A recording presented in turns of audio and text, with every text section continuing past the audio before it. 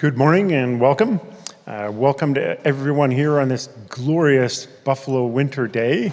It might have scared a few people away, but I hope that if you're out there in the land of YouTube watching us live, at least you'll get us virtually, if not here in person. So welcome to long-tenured people and new faces. We're really joyed to have you with us here today in the space of worship, whether in person or in an electronic fashion. We acknowledge that the land upon which our church stands rests on the traditional territory of the Haudenosaunee people, the original nations of this land who continue to call for justice and self-determination. My name is Jim Shibley. This is my wife, Mesha Shibley, and we are rookie worship associates for the Unitarian Universalist Church of Buffalo. So first-timers here, give us a little deference if we struggle through the process. As a reminder, COVID is still the thing, so wear your masks as needed for both your neighbors and yourself, get your boosters, and support public health. Today's service focuses upon racial justice as one part of our February UU theme of what does it mean to be a people of justice and equity. We'll revisit a portion of the history of racism in the United States, then continue this theme in the weeks ahead. A couple of announcements. Maybe the thing you should look first on the announcements is go to the bottom of the back so you change your habits, where there's a note that says starting next week, they're not going to be printing these in every bulletin, but there will be some paper copies out there, or you can get them in your UU email blast that comes each week. That said, a couple call to your attention, notes on the music ministry that Chris started us with here. Our Sotto Voce production of Magic Flute happens on Friday at 7 p.m. and I'm looking over your shoulder, Sean, that there's a VIP thing at 6 o'clock if you want to get on that. And then next Sunday, a week from today, at 3 in the afternoon. Let's see. For a healing theme, look at the All Our Relations Racial Healing Circle. For a volunteer opportunity, look at the RE Ministry on the back of page 2. For fun, pick up on Pub Theology, which happens on Tuesday on Niagara Street. If you want to learn something, look at the UU Band Book Club in the middle of page 2. And then look below that and you'll see notices of need for things like Family Promise, where you can donate or contribute in another way. And remember that word from the office at the bottom of page 2. So at this time, I'll ask you all to bring yourselves together and greet your neighbor and have a chat. Find someone you haven't seen in a little while and shake some hands, and we'll do that for a couple of moments. And then Cathy's going to pick up from there.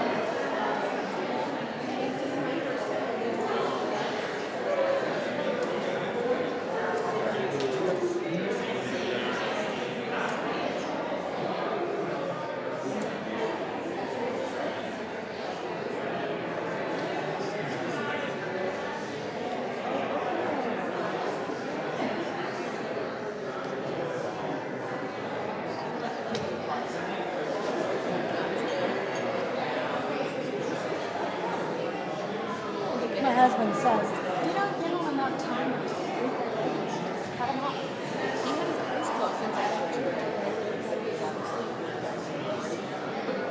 Cutting him off. He's really limited.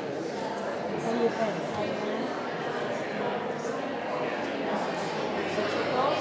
We got to watch it.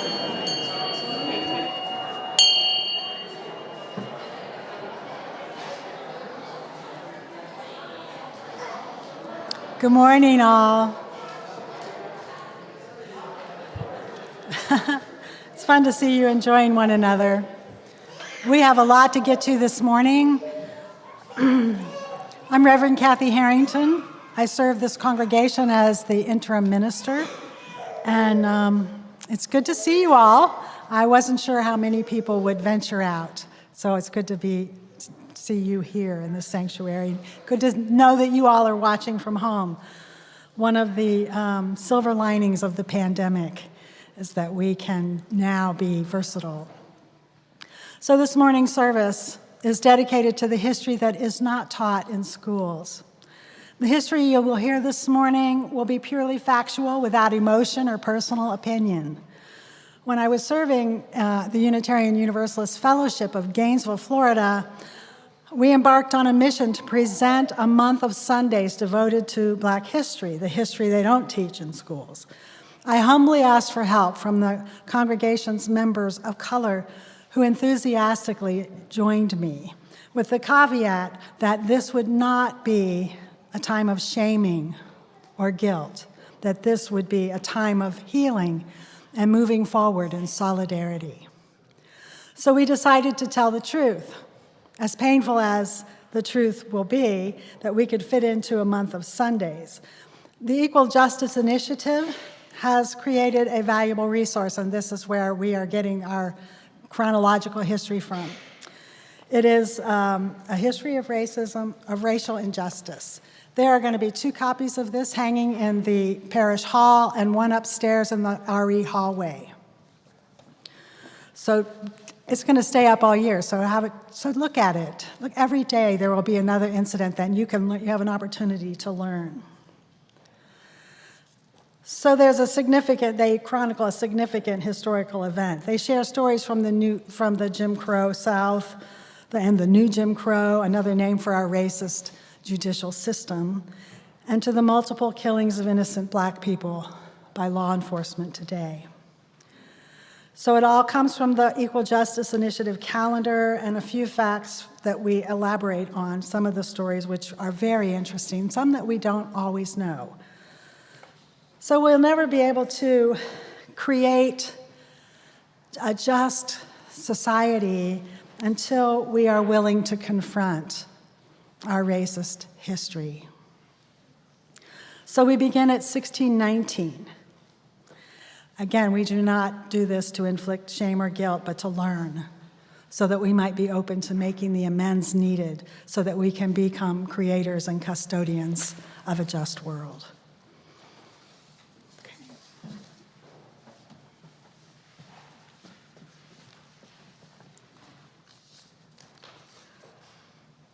I have a reading called Building the Justice We Long For by Reverend Scott Taylor. May this flame cast its light toward better days, reminding us that the future is not simply a place we're going, but a place we are creating. The path of new possibilities will not be found, but made. The justice we long for does not sit at the end of that inevitable arc. It lies in the bending that is ours to do. A new world is waiting to be built, friends. May our time together light the way.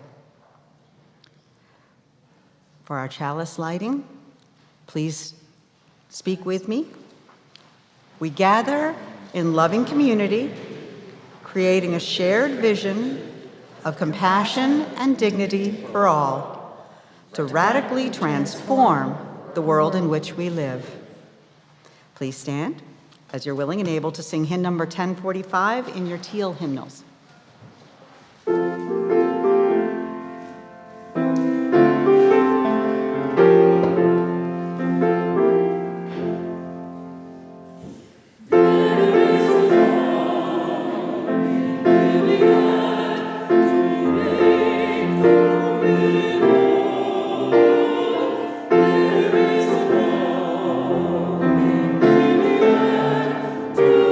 heal the sin sick soul.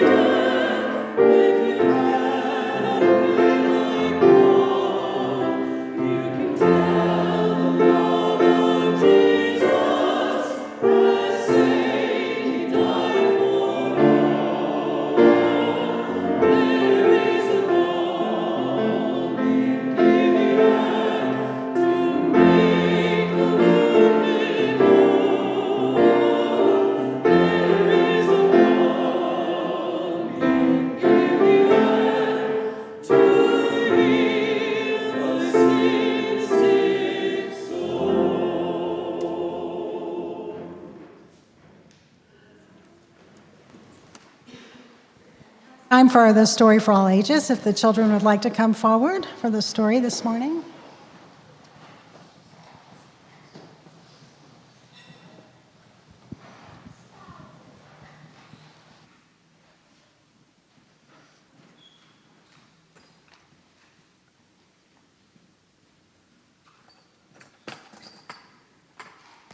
All right, good morning. So the story this morning is called The Patchwork Path. Let me see if I can bring it up here because I'm not going to be able to twist my head.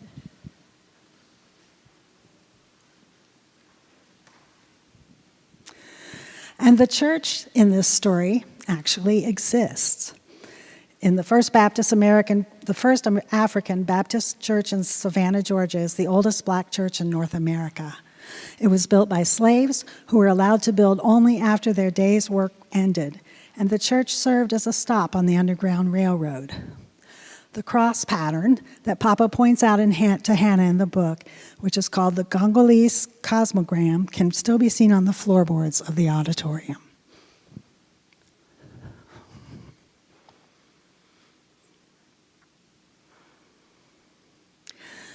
This is about the Patchwork Path, a quilt map to freedom. My name is Hannah. I lost it again. Sorry, folks. All right. My name is Hannah. I was there on I was a slave on the Georgia plantation the year I turned 10. I'm going to sit up here. Technology. Mama taught me to make a special quilt. I learned how to stitch together pieces of old cloth to make different patterns, but Mama wanted me to learn more than just how to sew. When we stitched, she told me a secret. Each pattern holds a special meaning, Mama whispered. Hannah, this quilt will show you everything you need to know to run to freedom. She and Papa thought about freedom all the time. I dared to think about it too after Mama taught me about the quilt patterns. Soon after, Master sold my sister Mary to a far-off plantation. Mama passed away. Papa said it was her heart that broke. Sometimes when I miss Mama and Mary so hard and my own heart was close to splitting, I remembered Mama's words. The monkey wrench turns the wagon wheel toward Canada on a bear's paw trail to the crossroads. Once they got to the crossroads, they dug a log cabin on the ground. Shoefly told them to dress up in cotton and satin bow ties to go to the cathedral church, get married, and exchange double rings. Flying geese say, stay on the drunkard's path and follow the stars. That was the quilt code. One day in spring, Papa told me to air out Mama's monkey wrench quilt. This pattern warns the others that you and I are leaving, that we are gathering our tools to go. It will be a long and difficult journey. But remember, Mama is up in heaven watching over us. Tomorrow night, storms will come and we'll run. So get your quilt, tie the corners together, and slip a little bread inside. I shook with excitement, but wished Mary were with us. I wondered what it was like where she lived now, and if at night she looked up at the sky toward Mama. Papa was a wagon driver. When he drove the mules to other plantations, he kept his eyes open, going and coming for miles and miles around. He memorized roads, streams, and dark woods. Papa knew where runaway slaves could hide. And the night before we left, Papa tried to calm me. I touched a finger to the wagon wheel square on my quilt. I knew it meant we were to pack things for the journey, as though we were loading a wagon. I knew there would be no wagon, that we would have to run. We stepped out into the worst rainstorm I'd ever seen. Papa, do we have to leave now? Yes, the dogs won't be able to follow our scent. No work in the fields tomorrow, so Master won't miss us. In the drenching rain, he led me through the dark woods. Did I hear the hooves of galloping horses? We hid behind fallen logs, and I shivered from the wet cold. I thought I heard a dog bark and a stick snap. Oh, my stomach tightened. Would they catch us and take us back? And what would happen to us then? Early the next morning, we came to a church at the edge of town. With a storm like this, the members will be expecting runaway slaves, Papa said. We crept inside, and we hid in a secret place beneath the floor. Daylight slanted through the holes cut in the wood planks. The cross shape is from Africa, Papa told me. It means life, death, and rebirth. I prayed then that we would be reborn as free people in Canada. The soft voices of our protectors drifted down to us as we waited for nightfall. Papa's lantern cast strange shadows on the walls of the tunnel that led from the church to the river. Papa told me that the pirates had made tunnels. We followed the riverbed upstream. The cold water soaked my shoes and my toes felt like icy hard pebbles. Sometimes Papa climbed the bluff to look for horsemen with dogs and whips. My knees and legs ached. How far was Canada anyway? Just as the sun rose, I saw a flock of geese high above. They're flying north, said Papa. We will follow them. We walked night after night and hid during the day. When I felt I couldn't lift my legs, I thought about Mama and her quilt code. She kept me going. I had never left the plantation or seen anything but fields and marsh. I could not believe my eyes when we climbed high into the mountains and saw the view. Surely we could see Canada from there. But Papa shook his head. No, Hannah, we're still far off. We need to find a way down this mountain. A little farther on, I found the way. Look, Papa, there it is. There are the bear tracks, like on my quilt.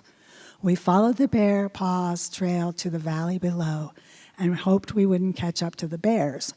The tracks led us to water and an empty, safe cave to sleep in. Mama's quilt patterns worked just fine. Sometimes we had something to eat, and sometimes we went hungry. We considered ourselves lucky when there were berries to pick. Bees stung me when I tried to get honey from a hive. If Papa caught fish from a stream, we enjoyed a feast. Spring turned to summer, and now even the nights were warm. We kept walking in a zigzag pattern like the drunkard's path on my quilt. I remembered Mama had told me once that bad luck follows a straight line. I knew the zigzag pattern would make it harder for Master's men to follow our trail. Papa pointed to the shoe fly pattern on the quilt. He told me that if anyone came after us, we should scatter like flies. Later, we'd meet up at the spot where we separated. That way, they can only catch one of us or maybe none. He said, if I get caught, you keep going, Hannah. So one day we found a safe house. Papa knew to look for the lantern glowing in the window. The people who lived there will help us. How wonderful to get clean clothes and sleep on a real bed for the first time in months. Hot bread and baked pork never tasted so fine. We washed ourselves and slept all day and night. Next morning, the good man and his wife told us they were Quakers. They believed that slavery was wrong, and they said they would help us as much as they could. Next, they told us what lay ahead on the way to a place called Cleveland, to the crossroads. I listened close. 2 days later, the man carried us northward for miles as we lay hidden in the bottom of his wagon, covered by blankets and straw. When night fell, we struck out walking again.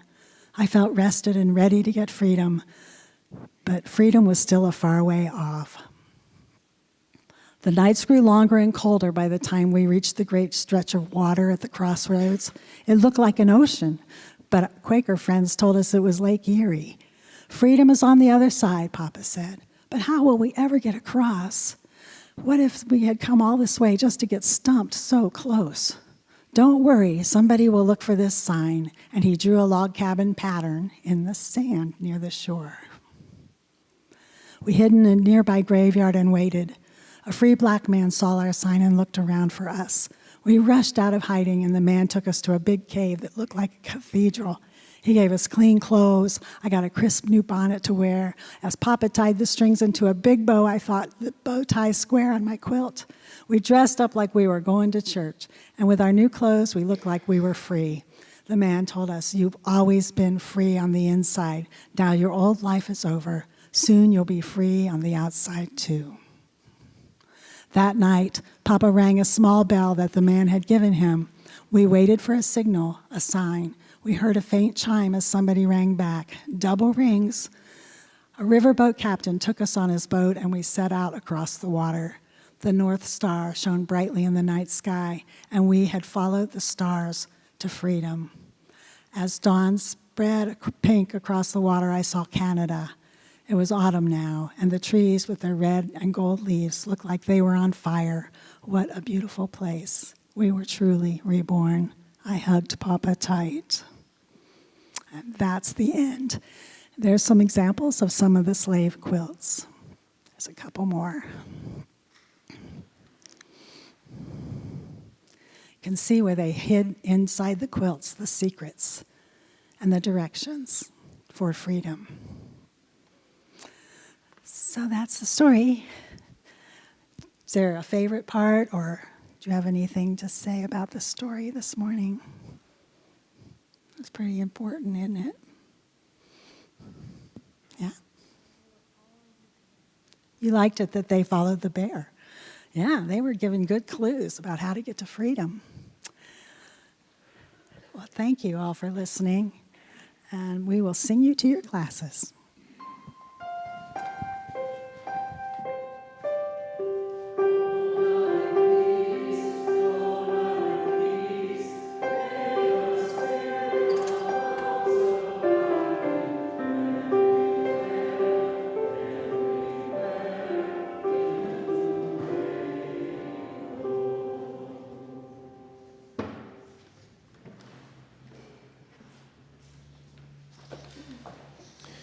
Each week we take a good portion of our Sunday morning offering and give it away to a social justice cause outside our church walls. This month of February, our share of the plate recipient is Peace Prince of Western New York. Keep an eye out for their white doves with a blue border around them. You'll see them in streets around here. I just noticed one last night on Allen. Peace Prince of Western New York is a Buffalo-based nonprofit helping individuals returning to the community from incarceration. With the mission of strengthening communities by rebuilding lives, the agency is dedicated to providing resources, services, and support to justice-involved individuals and their families. So you can donate in several ways. You can mail a check to the church. You folks on YouTube, drop cash or check into the collection plate, or you can go online to the church website at buffalouu.org and donate through PayPal. Or even better, set up a recurring donation through your bank or through the church. The end result is the same. We give to these causes to support the values of our faith. Please give generously as you can so that you can live into our values. And with that, please stand as you're able for, we're doing hymn 90. Don't need to stand. For hymn number 95, There Is More Love Somewhere.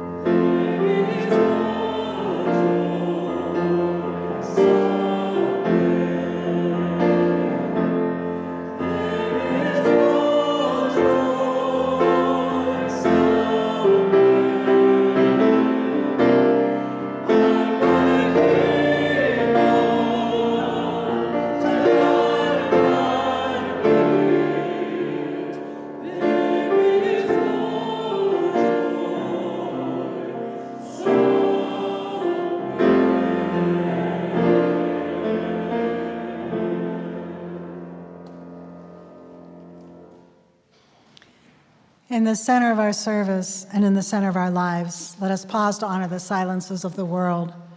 Let us open our hearts to the place of quiet and the silent prayer for the healing of pain. I share this prayer this morning with you by Reverend Julie Taylor. Love is patient. Love is kind. It does not envy. It is not proud. Love bears all things. We know these words. We use these words when we refer to one person loving another. Love looks different when it relates to systems. Love looks different in the face of injustice. It is then that love is resistance. Love is defiant. It is not backing down. It is staying in the streets. Love is holding each other and ourselves accountable. Love is challenging because none of us is free until all of us is free. Love is protest. Protest is love. Love bears all things. Amen. We celebrate this morning with Alex Gayutza. Gayutza, it's her birthday. Happy birthday, Alex. Yay. So now let us pause and remember those in our hearts that we are thinking of this morning, some suffering in sorrow, some celebrating in joy. Let us lift the names of those in this sacred space.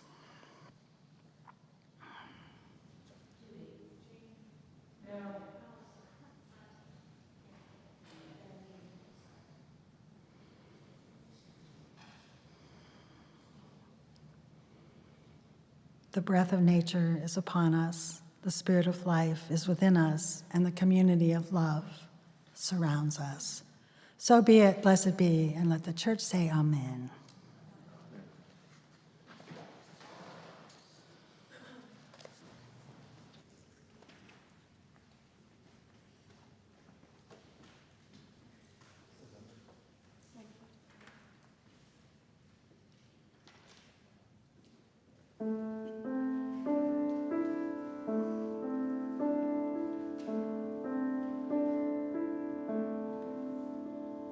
Circle round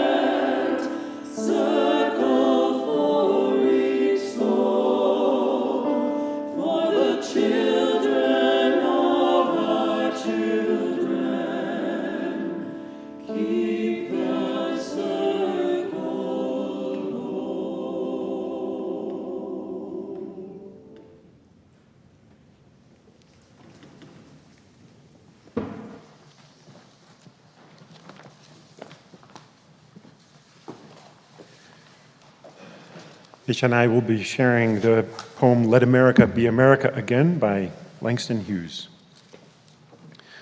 Let America be America again. Let it be the dream it used to be. Let it be the pioneer on the plain seeking a home where he himself is free. America never was America to me. Let America be the dream, the dreamer's dream. Let it be that great strong land of love where never kings connive nor tyrants scheme, that any man be crushed by one above. It never was America to me. Oh, let my land be a land where liberty is crowned with no false patriotic wreath, but opportunity is real and life is free and equality is in the air we breathe. There's never been equality for me. No freedom in this homeland of the free. Say, who are you that mumbles in the dark? And who are you that draws your veil across the stars? I am the poor white, fooled and pushed apart. I'm the Negro bearing slavery's scars. I'm the red man driven from the land. I'm the immigrant clutching the hope I seek and finding only the same old stupid plan of dog eat dog, of mighty crush the weak. I'm the young man, full of strength and hope, tangled in that ancient endless chain of profit, power, gain, of grab the land, of grab the gold, of grab the ways of satisfying need, of work the men, of take the pay, of owning everything for one's own greed.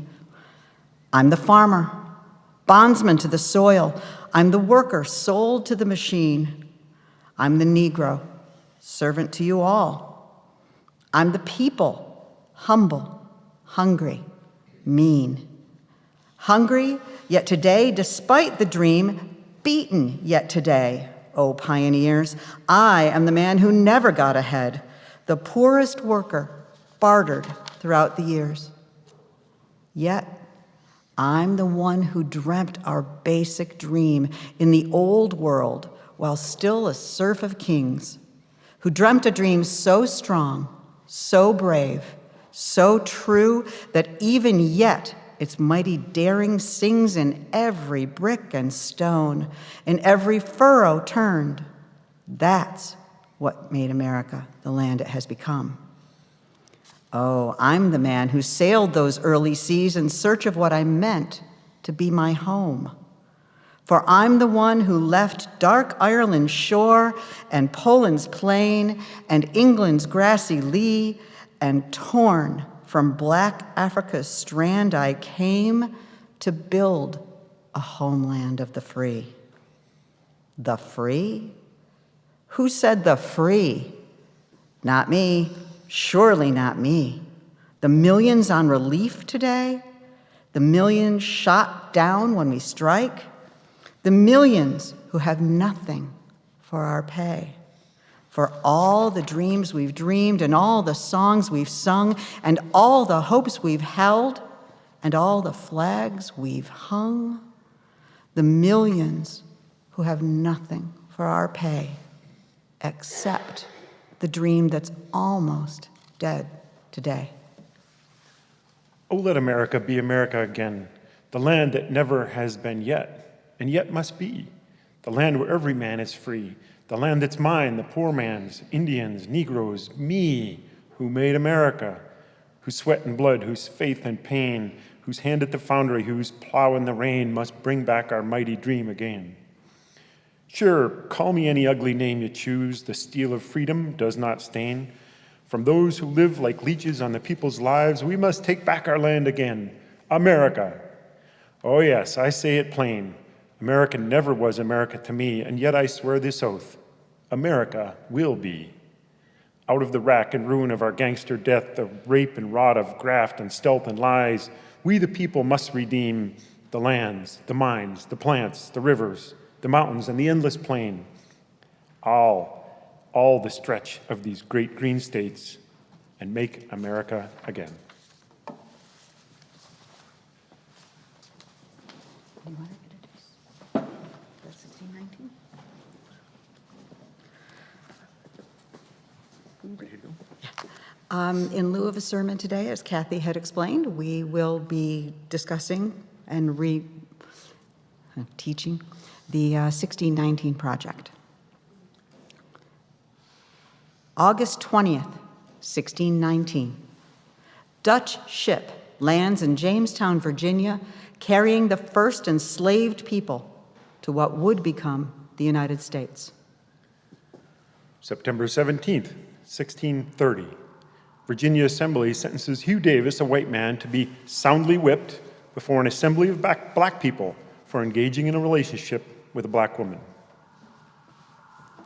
March 8th, 1665, or 55. Virginia Colony Court rules against John Kaser, a black indentured servant who sued for his freedom after being forced to work past his term, and declares him a slave for life.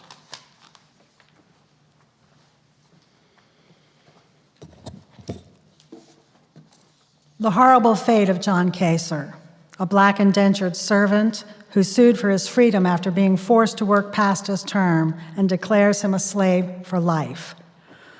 The only date definitely connected to John Kaser's life is the day in 1654 or 1655. It's not when he was born or when he achieved something or when he died. It was when he became a slave. Kaser was originally an indentured servant, which meant he was practically a slave in some senses, but what was bought or sold wasn't him. It was this contract of indenture, which obligated him to work for its holder for a period it set. At the end of that time, indentured servants who could be of any race were considered legally free and sent out into the world. This might sound like a rough deal, but indenture was how the British colonizers who lived in what would later become the United States managed to populate the land and get enough people to do the back-breaking work of farming crops like tobacco in the South.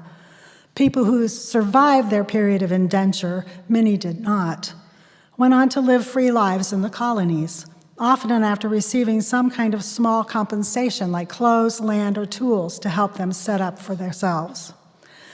That was the incentive that caused so many poor whites to indenture themselves and their families and to move to the so-called New World. But Africans who were indentured were often captured and brought over against their will. That's what happened to the holder of Kaser's indenture, Anthony Johnson. Johnson served out his contract and went on to own his own tobacco farm and hold his own indentured servants, among them Kaser. At the time, the colony of Virginia had very few black people in him, and Johnson was one of the original 20. After a disagreement about whether Kaser's contract was lapsed, a court ruled in favor of Johnson, and Kaser saw the status of his indenture turn to slavery, where he, not his contract, was now considered property. Kaser claimed that he had served his indenture of 7 or 8 years and 7 more years on top of that, but the court sided with Johnson, who claimed that Kaser was his slave for life. So there, Kaser became the first person to be arbitrarily declared a slave for life in the United States. As Wesleyan University notes, the transatlantic slave trade from Africa to the Americas had been around for over a century already, originating around 1500. Slaves, usually captured and sold by other African tribes, were transported across the Atlantic to the Americas. Around 11 million people were transported from 1500 to 1850, mostly to Brazil and the Caribbean islands. If they arrived in America, they became indentured servants. If they arrived somewhere else, they were slaves. So Kaser's story is particularly grim in hindsight. His slip into slavery would be followed by many, many other people of African descent who were declared property in what became the United States. It was a watershed moment in the history of slavery, institutional slavery. About 7 years later, Virginia made this practice legal for everyone. In 1661, by making it state law for any free white, black, or Indian to be able to own slaves along with indentured servants. The step from there to the radicalized idea of slavery wasn't a huge one.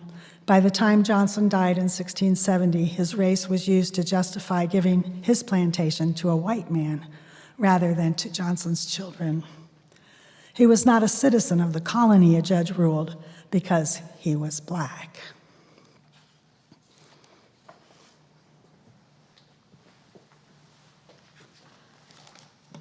September 24th, 1667. Virginia Assembly enacts a law this week declaring that enslaved Africans who convert to Christianity will not be freed from bondage. October 25th, 1669. Virginia legislature this week passes a law declaring that slave masters shall not be criminally charged when they kill enslaved people who resist authority. April 7th, 1712. Enslaved black people revolt in New York City, killing 9 whites. After the insurrection is crushed, 21 of the 27 who revolted are executed. The remaining 6 committed suicide.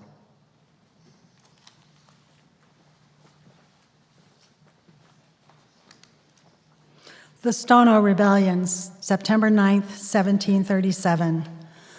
The Stono Rebellion, sometimes called Cato's conspiracy or Cato's Rebellion, was a slave rebellion that began in the colony of South Carolina. It was the largest slave uprising in the British mainland colonies, with 25 white people and up to 35 to 50 black people killed. After the Stono Rebellion, South Carolina authorities moved to reduce provocations for rebellion. Masters, for example, were penalized for imposing excessive work or brutal punishments of slaves, and a school was started so that slaves could learn the Christian doctrine. In a colony that already had more blacks than whites, the Assembly also imposed a prohibitive duty on the importation of new slaves from Africa and the West Indies. Authorities also tightened control over the enslaved. May 10th, 1740. South Carolina enacts Negro Act of 1740, allowing masters to whip and kill slaves who violate the law by growing their own food, learning to read, assembling in groups, or earning money. Please remain seated, but turn again to hymn number 95 in your gray hymnals. We're going to sing that again.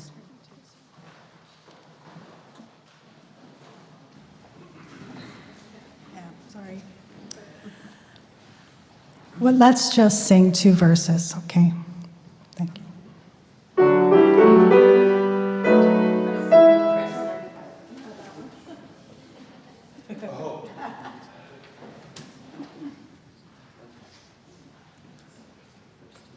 What number is it again? 95. 95. You're doing it twice. Yeah, we are. Sorry. Somebody should have told me.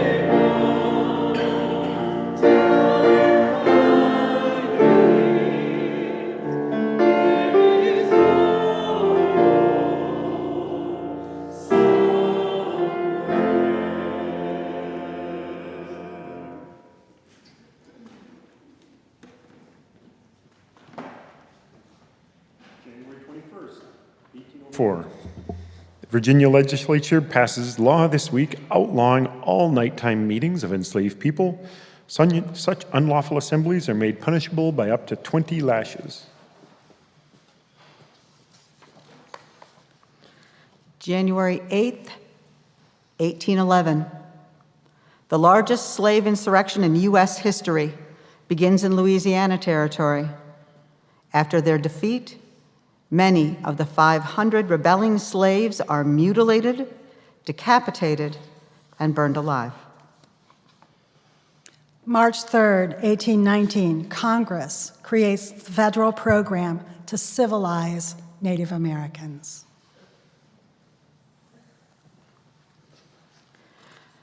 (1820).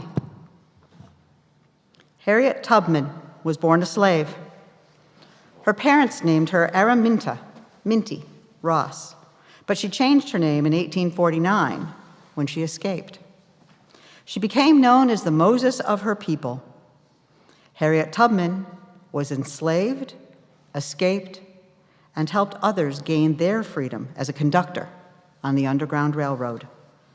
Tubman also served as a scout, a spy, a guerrilla soldier, and a nurse for the Union Army during the Civil War. She is considered the first African-American woman to serve in the military. Tubman's exact birth date is unknown, but estimates place it between 1820 and 1822 in Dorchester County, Maryland. Araminta Ross, the daughter of Harriet Greene and Benjamin Ross, Tubman had 8 siblings. By age 5, her owners rented her out to neighbors as a domestic servant. Early signs of her resistance to slavery and its abuses came at age 12, when she intervened to keep her master from beating an enslaved man who'd tried to escape. She was hit in the head with a 2-pound weight, leaving her with a lifetime of headaches and narcolepsy. Although slaves were not legally allowed to marry, Tubman entered a marital union with John Tubman, a free black man, in 1844. She took his name and dubbed herself Harriet. Contrary to legend, Tubman did not create the Underground Railroad. It was established in the late 18th century by black and white abolitionists. Tubman likely benefited from this network of escape routes and safe houses in 1849, when she and her 2 brothers escaped north. Her husband refused to join her, and by 1851, he had married a free black woman. Tubman returned to the South several times and helped dozens of people escape. Her success led slave owners to post a $40,000 reward for her capture or death. Tubman was never caught and never lost a passenger.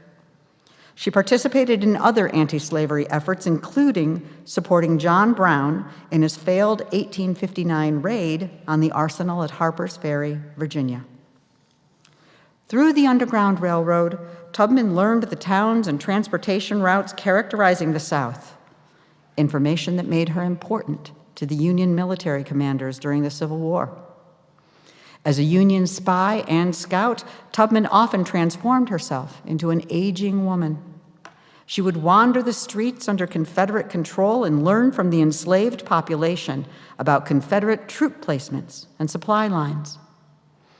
Tubman helped many of these individuals find food, shelter, and even jobs in the North. She also became a respected guerrilla operative.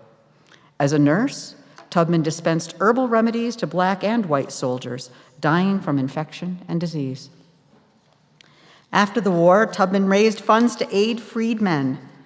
She joined Elizabeth Cady Stanton and Susan B. Anthony in their quest for women's suffrage, cared for her aging parents, and worked with white writer Sarah Bradford on her autobiography as a potential source of income. She married a Union soldier named Nelson Davis, also born into slavery, who was more than 20 years her junior. Residing in Auburn, New York, she cared for the elderly in her home, and in 1874, when Harriet was 54 years old, the Davises adopted a daughter. After an extensive campaign for a military pension, she was finally awarded $8 per month in 1895 as Davis's widow. He died in 1888. And then $20 in 1899 for her service. In 1896, she established the Harriet Tubman Home for the Aged on land near her home. Tubman died in 1913 and was buried with military honors at Fort Hill Cemetery in Auburn, New York.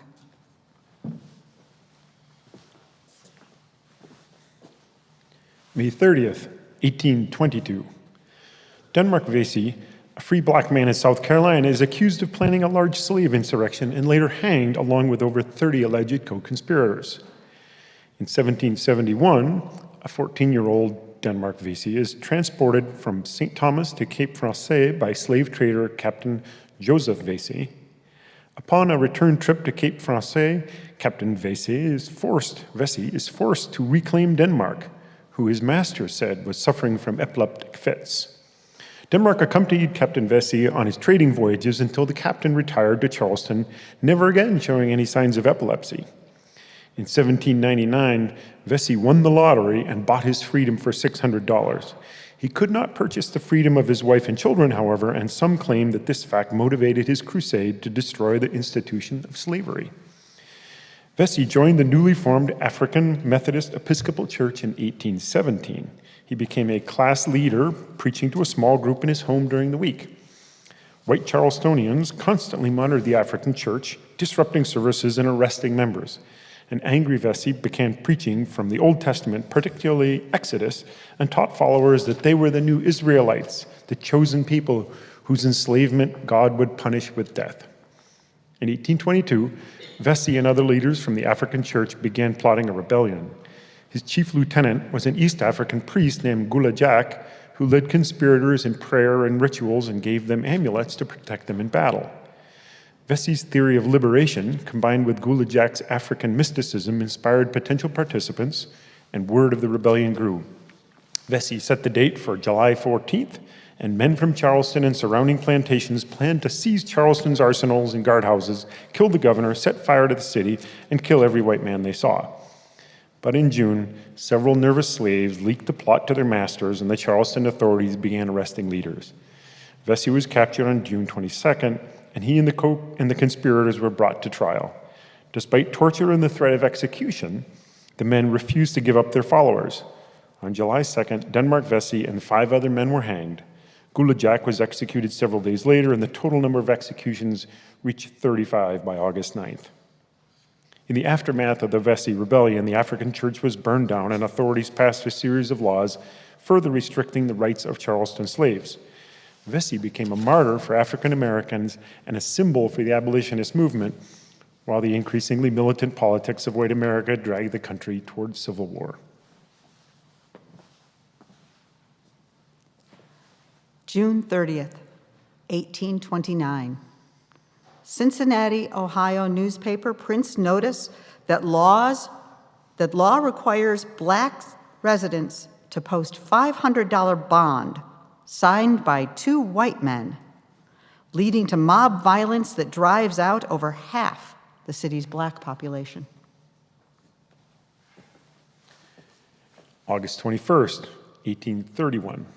Nat Turner leaves 60 enslaved blacks in rebellion in Southampton, Virginia, that leaves 55 whites dead. Turner and dozens of other black participants are later executed. Nat Turner's rebellion was one of the bloodiest and most effective in American history. It ignited a culture of fear in Virginia that eventually spread to the rest of the South and is said to have expedited the coming of the Civil War.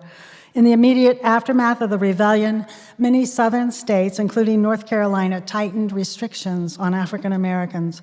Over the course of 2 days, dozens of whites were killed as Turner's band of insurrectionists, which eventually numbered over 50, moved systematically from plantation to plantation in Southampton County.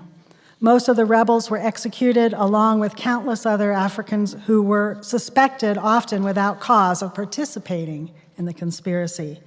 Nat Turner, though, eluded capture for over 2 months. He hid in the Dismal Swamp area and was discovered by a hunter on October 30th. He surrendered peacefully. On November 11th, 1831, Nat Turner, the black leader of an anti-slavery revolt, was hanged in Jerusalem, Virginia.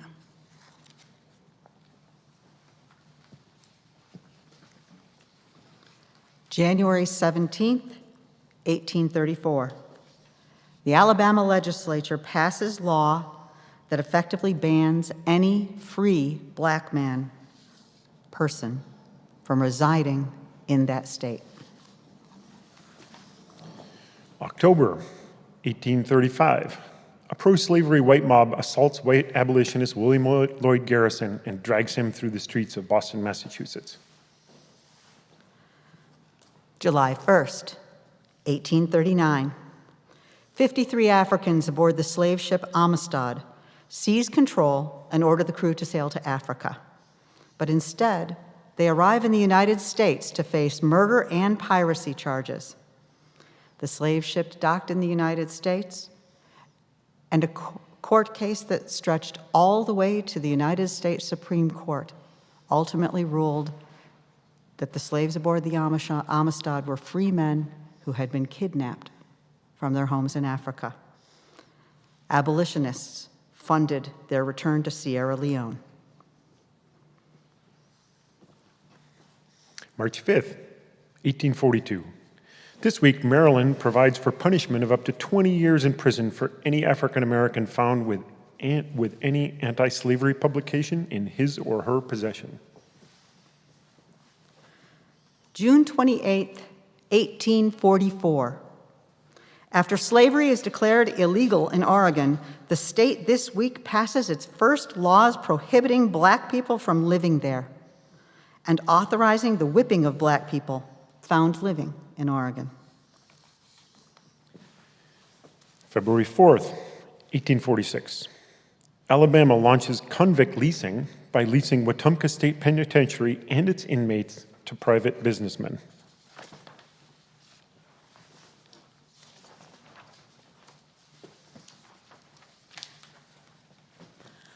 William and Ellen Craft escaped enslavement. They were born into slavery. William born in Macon, Georgia, to a master who sold off his family to pay his gambling debts. William's new owner apprenticed him as a carpenter in order to earn money from his labor. Ellen was born in Clinton, Georgia, and was the daughter of an African-American slave and her white owner. Ellen had a very light complexion and was frequently mistaken for a member of her white family. At the age of 11, she was given away as a wedding gift to the Collins family in Macon, Georgia, and that was where she met William.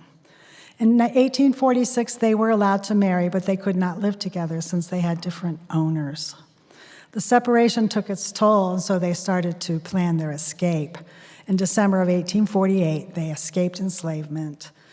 Ellen's light complexion allowed her to dress as a white male, and then she claimed William was her slave. The plan worked, and the couple settled in Boston, Massachusetts, where they became famous because of their remarkable and romantic escape, and their story generated a sizable income. With their wealth, they created a successful furniture business. And in their spare time, Ellen and William participated in anti-slavery lectures with fugitive slave William Bells Brown. In 1850, Congress passed the Fugitive Slave Act as part of the Compromise of 1850, and consequently, 2 slave catchers traveled north to capture the Crafts. The town of Boston sheltered the couple and kept them away from the bounty hunters, but the Crafts no longer felt safe in the United States, and so they moved to England in 1851, where they became public figures in the British abolitionist movement.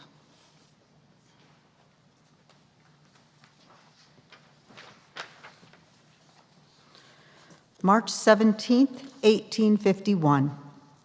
Southern physician Samuel Cartwright claims discovery of drapetomania, a mental illness that makes African Americans want to run from slavery. And he prescribes, as treatment, whippings and amputations. March 6th, 1857. the United States Supreme Court issues a decision in the Dred Scott case, affirming the right of slave owners to take their slaves into the Western Territories, thereby negating the doctrine of popular sovereignty and severely undermining the platform of the newly created Republican Party. July 13th, 1863. Poor white laborers riot in New York City against the union draft that exempts wealthy draftees for a $300 fee, and many African Americans, newly freed by the Emancipation Proclamation, who were not yet citizens. Rioters kill or injure 1,000 people, most of them African Americans. By far, the worst violence was reserved for African American men, a number of whom were lynched or beaten to death with shocking brutality. In all, the published death toll of the New York City draft riots was 119 people, though estimates of the actual number of people killed reach as high as 1,200. It's July 18th in 1863.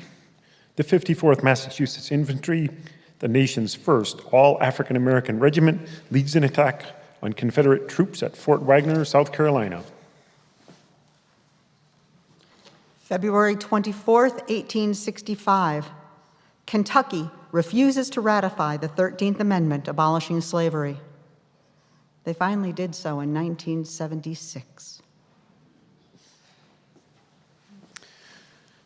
November 22nd, 1865. Mississippi requires local sheriffs to round up black orphans and sell them to whites as laborers. November 24th, 1865. Mississippi makes it a crime punishable by fines and imprisonment for free black adults to be unemployed or to assemble, and for whites to associate with free black people. 3 weeks later, December 18th, 1865, the ratification of the 13th Amendment to the U.S. Constitution prohibiting slavery and involuntary servitude, except as punishment for crime, is announced. The next day, December 19th, 1865, South Carolina passes law that requires black servants to enter into labor contracts with white masters, to work from dawn till dusk, and to maintain a polite demeanor.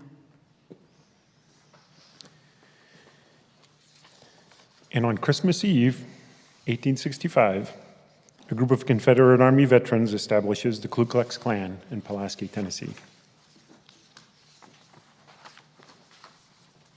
On February 2nd, 1866, Frederick Douglass calls for voting rights. Douglass, an escaped slave, became a prominent activist, author, and public speaker, and a leader in the abolitionist movement. After the Civil War and the Emancipation Proclamation of 1862, he continued to fight to push for equality and human rights until his death in 1895. And then we had Andrew Johnson, who became the 17th President of the United States on April 15, 1865, following Abraham Lincoln's assassination. Through a series of executive actions, Johnson mounted an immediate effort to restore Confederate loyalists to power in the southern states. One of Johnson's first moves was to grant amnesty to thousands of former Confederate soldiers, reinstating their rights to vote and hold office. Although Johnson had voiced moderate support for African American voting rights, none of his earlier decrees granted them. In fact, before white audiences and on public platforms, Johnson spouted views of white supremacy as our president. In a later letter to Missouri Governor Thomas Fletcher, Johnson described the United States as a country for white men. Radical Republicans and African Americans fiercely fought President Johnson, Democrats and conservative Republicans, on key Reconstruction issues such as black voting rights, education for freedmen, and land allocation. Joined by his son and several other activists, Frederick Douglass met with President Johnson on February 2nd, 1866, to advocate for black voting rights. And Johnson remained committed to ensuring white control of Southern governments and undermining efforts to secure African American voting rights. By the tense meeting's end, Johnson had further damaged his standing in northern states. 4 years later, on February 3rd, 1870, Johnson and his supporters lost their fight when the 15th Amendment was ratified, prohibiting racial discrimination in voting rights. Many people are surprised to learn that Lift Every Voice and Sing was first written as a poem. Created by James Weldon Johnson, it was performed for the first time by 500 school children in celebration of President Lincoln's birthday on February 12, 1900, in Jacksonville, Florida. The poem was set to music by Johnson's brother, John Rosamond Johnson, and soon adopted by the National Association for the Advancement of Colored People as its official song. Lift Every Voice and Sing is one of the most cherished songs and a national anthem of African American civil rights movement, is referred to as the Black Anthem. Please rise in body or spirit and let us sing together. Lift every voice and sing.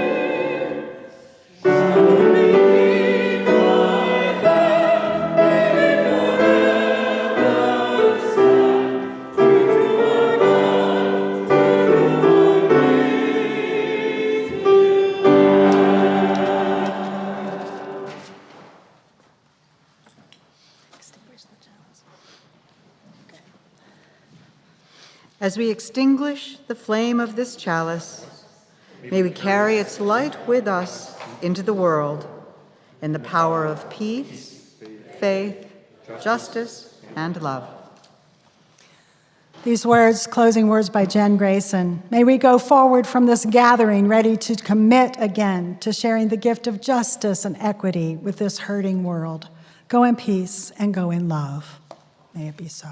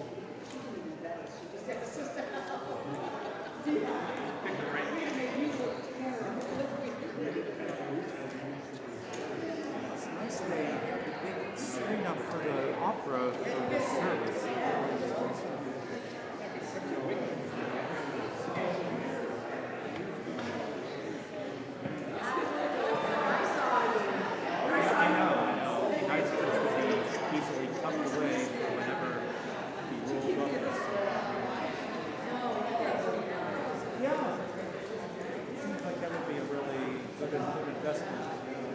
So maybe in the old,